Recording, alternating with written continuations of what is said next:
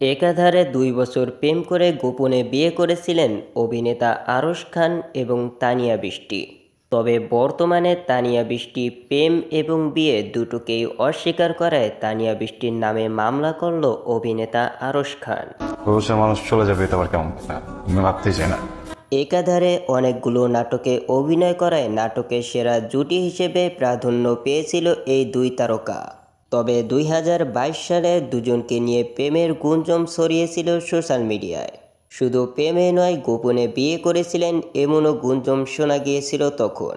তবে তখন এই বিষয় নিয়ে কোনো পরিষ্কারভাবে জবাব দেন নাই আরশ খান এবং তানিয়া বৃষ্টি।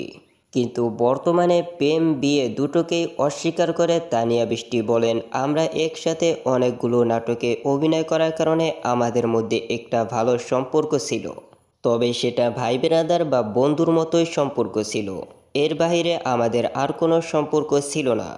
তবে এই বিষয়টি নিয়ে এতদিন পরে মুখ খোলায় সবাই এখন ধারণা করছে আরশ খান এখন তানিয়া বৃষ্টিকে আগের মতো পাত্তা না দেওয়ায় তাদের মধ্যে আগে কোনো সম্পর্ক ছিল না, সেটা দর্শকদের বোঝাতে চাচ্ছে তানিয়া বৃষ্টি। তবে বর্তমানে আরশ খানের নতুন সঙ্গী হিসেবে তাসনবা তিশাকে দেখা যাচ্ছে। আর এজন্যই হয়তো তানিয়া বৃষ্টির সঙ্গে আরশ খানের আগের মতো সম্পর্ক নেই। তবে তাসনবা তিশার সঙ্গে আরশ খানের কতটুকু সম্পর্ক বা বন্ধুত্ব রয়েছে সেটা হয়তো সময় আমাদেরকে বলে দিবে। তবে আরশ খান তানিয়া বৃষ্টির নামে মামলা করেছে, এটা সম্পূর্ণ একটি ফেক নিউজ বা একটি গুজব। আপনারা কেউ এই গুজবে কান দিবেন না।